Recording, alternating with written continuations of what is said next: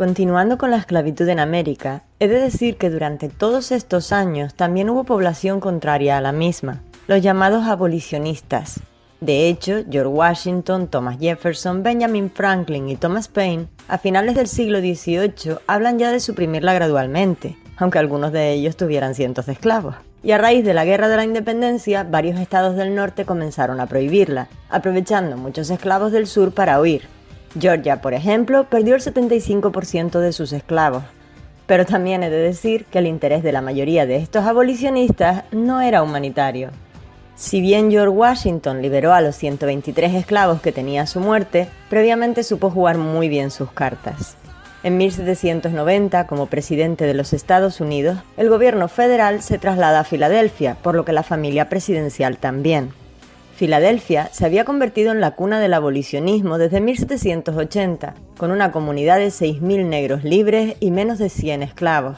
Por ello, los Washington durante años entraron y sacaron a sus esclavos del estado cada 6 meses, para que no obtuvieran la residencia fija y se acogieran al Acta de Abolición Gradual de Pensilvania, que daba por libres a los esclavos de los nuevos esclavistas que permanecieran más de 6 meses en el estado.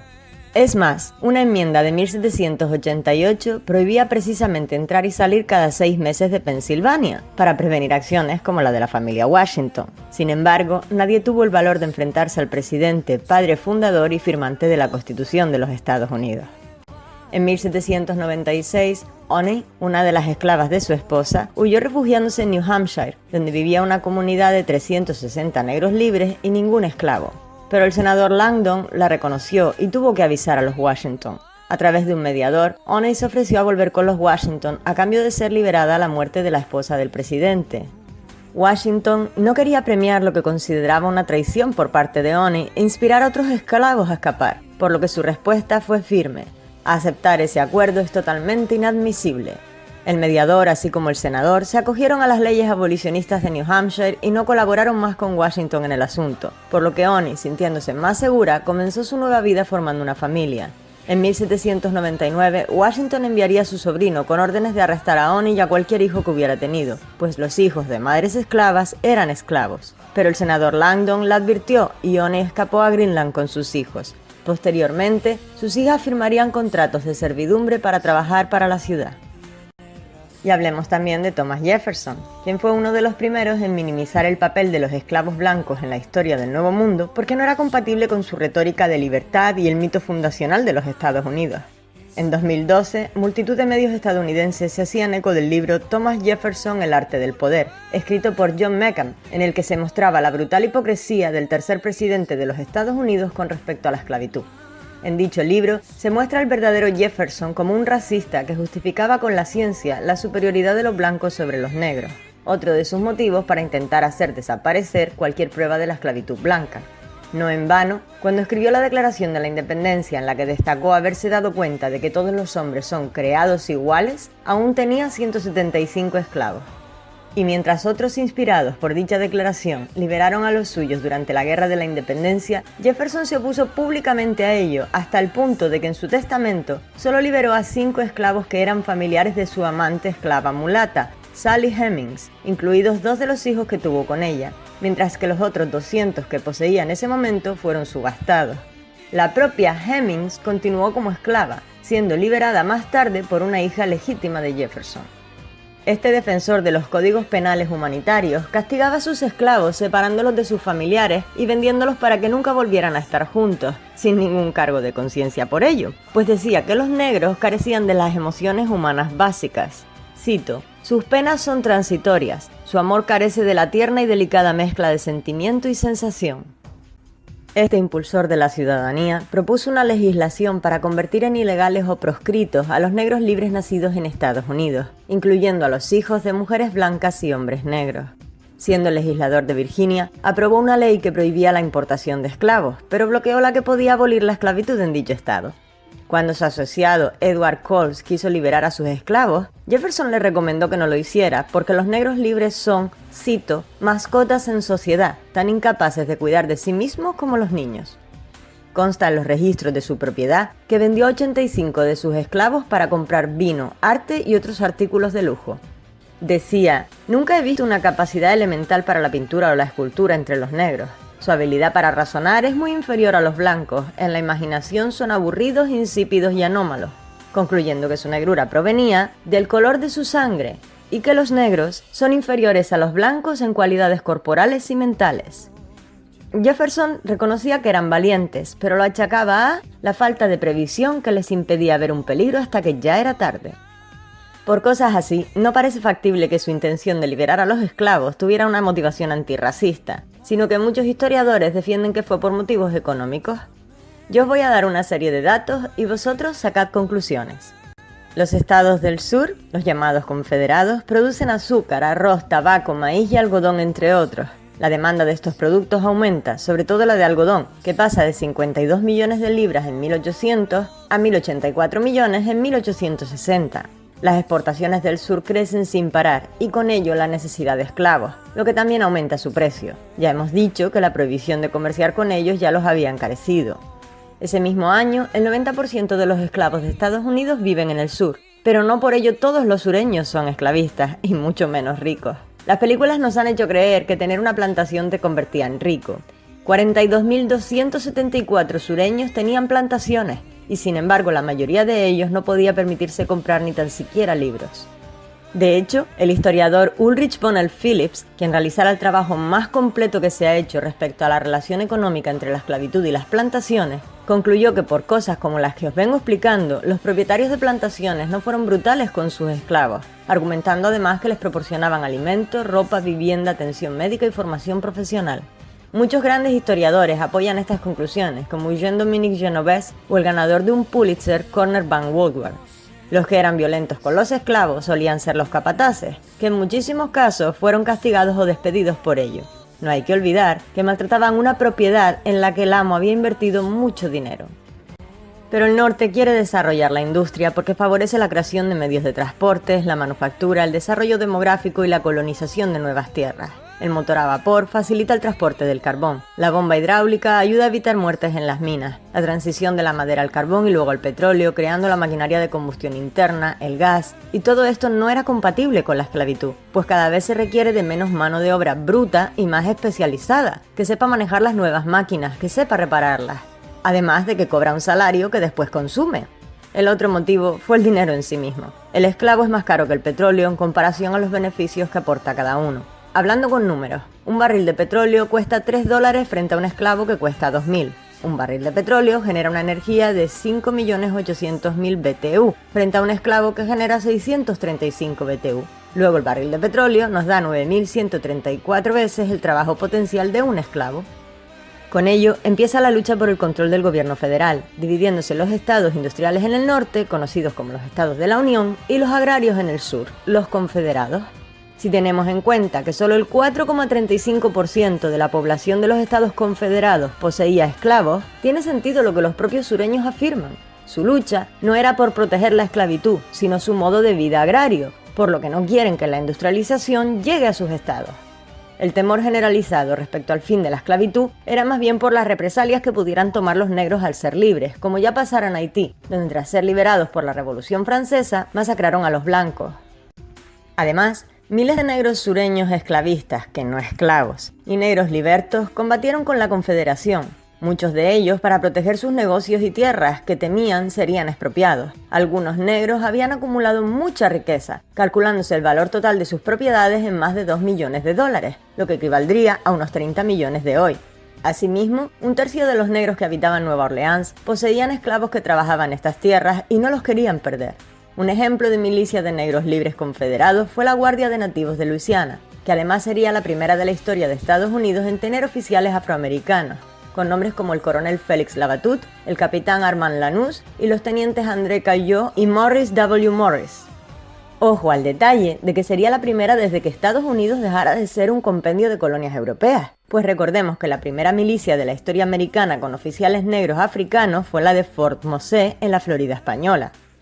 La Guardia de Nativos de Luisiana duró solo un año en activo, hasta que en 1862 la Unión llegó con barcos militares a la ciudad. Otro ejemplo de negros que colaboraron voluntariamente con los confederados fue la familia Ellison de Carolina del Sur. El patriarca de la familia, William Ellison Jr., había nacido como esclavo y a sus 26 años compró su libertad, invirtiendo el resto de sus ahorros en plantaciones de algodón. Para 1860 tenía 400 hectáreas de cultivo y 63 esclavos, convirtiéndose en el esclavista con más esclavos de toda Carolina del Sur. Cuando comenzó la guerra, ofreció el trabajo de sus esclavos al ejército confederado, transformando parte de su plantación de algodón en un campo de cultivo, aportándoles ropa y alimento. Donó dinero a la causa y compró bonos confederados, lo que casi le llevó a la quiebra cuando perdieron la guerra. A su muerte, destaca una curiosidad en el reparto de su herencia, y es que legó $500 a una hija que había vendido como esclava. Como aseveran muchos historiadores, no tendría ningún sentido que los confederados usaran esclavos para el combate, pues no eran precisamente partidarios de que los esclavos empuñaran armas, además de que no querían dejar los campos desatendidos, pues vivían de ellos en todos los sentidos, para comerciar y para alimentarse, para vestirse, más aún en plena guerra. En total, 93.796 negros combatieron del lado confederado. Por otro lado, también había estados esclavistas en la Unión: Delaware, Missouri, Maryland, Kentucky y Washington, Distrito de Columbia. Asimismo, estados como Indiana, Kansas o Illinois presumían de ser abolicionistas, pero, cito, se negaban a aceptar un negro más. A la par, había continuas disputas por el control de los territorios del oeste, pues si bien cuando los estados empezaron a unificarse se admitieron tanto estados libres de esclavos como estados esclavistas, ahora los estados del norte no querían que los nuevos estados que se adheriesen se les permitiera ser esclavistas. Entre medias, en la década de 1850, nace el Partido Republicano, destacando la figura del abogado Abraham Lincoln. Este partido gana mucha popularidad en los estados del norte y hablaría de detener la expansión de la esclavitud y favorecer su extinción debido a sus inclinaciones políticas que darían lugar al nacimiento del capitalismo. Mientras el Partido Demócrata, más conservador, tiene a su electorado principalmente en los estados del sur y del oeste, partidarios de mantener la esclavitud. Es precisamente a raíz de que Abraham Lincoln se convierte en presidente que los estados del sur deciden separarse de los del norte, creando los Estados Confederados de América, con el Partido Demócrata como fuerza política de apoyo a la rebelión armada. El otro bando pasó a llamarse Estados de la Unión, porque luchaban por mantener a todos los Estados unidos. Sin embargo, no es hasta que han transcurrido 2 años de guerra, en los que los estados de la Unión han perdido en casi todas las batallas, cuando Lincoln advierte que la base económica de los estados del sur son los esclavos, y convierte la guerra en una guerra contra la esclavitud. Para ello, realiza la proclamación de emancipación, diciendo a todos los esclavos de los estados confederados que serían liberados si la Unión ganaba la guerra. Ojo, no a los esclavos de los estados de la Unión. Por cierto, en dicha proclama se liberaba a todos los esclavos del sur. Si estáis viendo esto en YouTube, esto es un cartel impreso en Pensilvania en 1865. Sobre la cabeza de Lincoln dice: libertad para ambos, negros y blancos. A sus lados vemos esclavos negros y blancos. En 1863 se inicia una campaña en el norte para conseguir apoyos para la causa supuestamente abolicionista, aunque en realidad buscaban dinero para sufragar la guerra. Para ello se toman fotos a niños esclavos de Nueva Orleans, disfrazándolos de niños libres, y se publican en ciudades como Nueva York. Como veis, la Guerra Civil Americana nunca fue una guerra contra la esclavitud, como nos han dado a entender, sino una revolución industrial que los estados del norte quisieron imponer a los estados agrarios del sur. Pero si aún nos quedan dudas, en otro episodio os presentaré al verdadero Abraham Lincoln. A raíz de la proclama de emancipación, muchos esclavos del sur huyeron hacia el norte y la Unión envió a agentes a reclutarlos, sumándolos a sus fuerzas. A la par, el sur se quedaba sin la mano de obra, es decir, sin nadie que les proveyera alimento y ropa y sin nadie que continuara con el trabajo para seguir comerciando. Muchos soldados de la Guardia de Nativos de Luisiana, de la que hablábamos antes, pasaron a formar parte del ejército de la Unión cuando conquistaron Luisiana, siendo muy maltratados por los soldados blancos de la Unión abolicionista. 16 de ellos escribieron la siguiente carta de renuncia al general Nathaniel P. Banks. General, las siguientes circunstancias convierten en un deber imperativo para nosotros el ofrecer nuestras resignaciones incondicionales e inmediatas. En el momento en el que ingresamos al ejército, era nuestra expectativa y la de los hombres que nos trataran como soldados. No esperábamos ni exigíamos que se nos pusiera en una perfecta igualdad desde un punto de vista social con los blancos, pero ciertamente esperábamos los privilegios y el respeto debido a un soldado que ha ofrecido sus servicios y su vida a su gobierno, siempre listo y dispuesto a compartir los peligros comunes del campo de batalla. No lo hemos recibido. Por el contrario, nos hemos encontrado con desprecio y desdén, tanto de militares como de civiles. Si nos vemos obligados a pedir información de los generales o de los oficiales blancos, siempre recibimos respuestas abruptas y poco caballerescas, cuando en muchas ocasiones es su obligación legítima proporcionar la información requerida. Que un oficial de color les hable, para la mayoría de ellos parece un insulto. Incluso nuestro propio comandante del regimiento ha abusado de nosotros al amparo de su autoridad, presumiendo sobre nuestro limitado conocimiento de la disciplina militar. Todo se combina para hacer que nuestra posición sea insoportable. General, este trato se ha hundido profundamente en nuestros corazones y no lo esperábamos, y es por tanto intolerable. No podemos servir a un país en el que no tenemos más derechos y privilegios. Por lo tanto, le rogamos encarecidamente que acepte esta solicitud. Tenemos el honor, señor, de ser respetuosamente sus sirvientes obedientes. Del lado de la Unión también combatieron descendientes de esclavos blancos, blancos libertos o aún esclavos y siervos. En la guerra de colonias de Inglaterra contra Francia y en la de la Independencia también fueron convocados a luchar usando formas muy sutiles al más puro estilo Benjamin Franklin. ¿Recordáis a las serpientes de cascabel? Únete o muere. En abril de 1865, las fuerzas confederadas se rinden. En venganza, Lincoln es asesinado y finalmente en 1865, 27 estados ratifican la 13ª enmienda que abole la esclavitud. Comienza la época de la segregación racial, en la que los republicanos intentan proteger los derechos civiles de los negros, mientras los demócratas del sur apoyan las llamadas leyes Jim Crow, que buscan justo lo opuesto. Nace el Ku Klux Klan. Por si os queda alguna duda de que esto nunca fue una guerra contra la esclavitud, os pregunto, ¿qué sentido tiene que en 1869 la Corte Suprema de Estados Unidos determinase que la Constitución permitía separar los servicios e instalaciones para ambas razas, siempre que dichos servicios e instalaciones fueran iguales? ¿Por qué los negros libres al fin no tenían una igualdad real? ¿Por qué tuvieron que luchar un siglo más para conseguir garantizar sus derechos? Por cierto, los blancos libertos también tuvieron sus más y sus menos para conseguir una igualdad, como vemos en estos anuncios y carteles reales de la época. No presentarse irlandeses, se necesita una niña alemana protestante o una de color para el trabajo del hogar, no presentarse irlandeses, ni negros, ni perros. En 2015, una estudiante de 14 años, Rebecca Fry, desafió al historiador Richard Jenson, quien niega cualquier tipo de discriminación hacia los irlandeses en Estados Unidos, recopilando anuncios de periódico y carteles de locales similares a los vistos. A raíz de esto, el historiador Liam Hogan intentó recopilar todos los anuncios de periódicos que contuvieran la frase «no presentarse irlandeses». En la descripción dejaré el enlace a su trabajo.